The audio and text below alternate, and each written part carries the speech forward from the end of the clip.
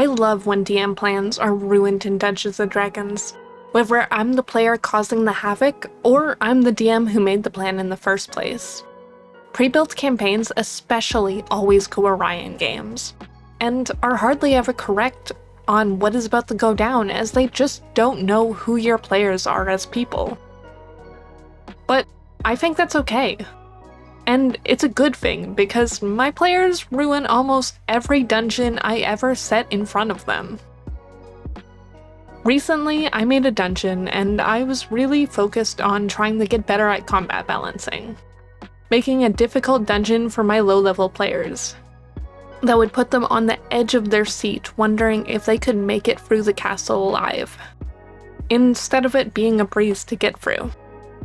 I created backups in case things were a little too hard, enemies throughout the castle that might fight alongside the goblins or against the goblins, depending on how the party was doing. The perfect backup plans adjusted for how difficult the session would be based on their current state. And it had finally come time to play it. The party traveled up the long-forgotten trail after slaying some goblins the night before and discovering this small trail that the goblins used to come and go. Winding up the steep hillsides, the players finally reached the castle ruins, an old castle long abandoned by its original inhabitants, and overrun by goblins. They skirted around the outside of the castle, sneaking through the woods looking for any opportunity they could find. They discovered an old metal door locked on the side of the castle, as well as 2 large holes crumbling on the castle's wall midway up some towers. Before meeting all back up at the woods by the front path that lay in front of the large entrance to the castle, guarded by goblins looking out the arrow slits.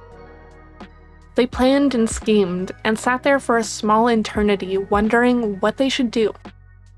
Maybe they could use their new spider climb spell that they learned to sneak in through the holes in the wall, throwing ropes down for the other players to climb up. They discussed all their options before finally being able to face the dungeon. They got up, they walked straight down that path, with determination in their eyes, ready to set their plan in action.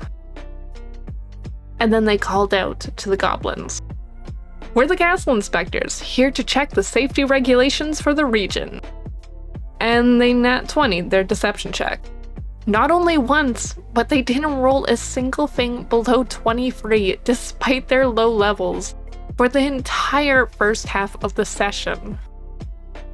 Together, they inspected the castle, buttered up the goblins, and started a small workers' union, convincing a large portion of the goblins to leave this place and head into town with them for better work. Now, I could be upset about this. I didn't get to test my balancing, as there were only 2 combats, and one of them they were helping the goblins, and the other was the final end boss. And that only happened because you can't lie to someone that can read your mind. Gay for doppelgangers. But why would I be upset? This was a fantastic session.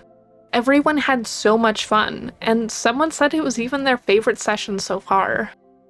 The DM's plans should be made with the expectation that they might be broken. Sure, I didn't get to test out my combat, but there will always be another dungeon to do that. And not all my plans went to waste. My players actually used one of my enemy traps that was set up for them as a distraction for their getaway, releasing an owlbear that was locked in a tower upon the incoming goblins. So not only did I get to witness my players thinking outside the box, and really putting the benefits of what a TTRPG has over video games, aka the endless options where you're only limited by your imagination. They repurposed a trap that was made for them into something they could use, which is why I love traps in the first place. These moments are amazing, and we should appreciate each one of them, whether you're the dungeon master or the player. So if you're the dungeon master, try to remember that you aren't there to be a dictator. You're there to bring as much joy to everyone playing the game. So if that means easing up and letting some silly things slide, so be it. Notice when your players are having fun and help amplify it. And no, you don't have to say yes to every crazy idea your players do. But hear them out and say yes to some of them. Now, before we continue, what am I drawing today? This is Aura, a snarky Air Ganassi rogue. A member of a rivaling adventuring party for my Fire and Earth Plane campaign. If you're a DM, enjoy the elemental planes, or all the weird, unique races in Dungeons & Dragons that don't get nearly enough love, check out my Patreon, full of species, NPCs, tokens, stat sheets, unique other character artwork, and occasionally places. Link in description. So please, players, break the Dungeon Master's plan. Take a moment to think as hard as you can to find new, interesting, creative ways around stuff.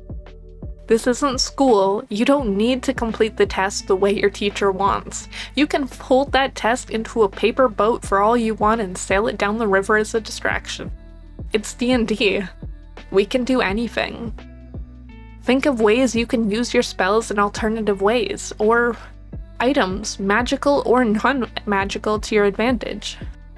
Harness your words in creative ways, come up with stupid and smart plans, and don't be afraid to fail while doing it.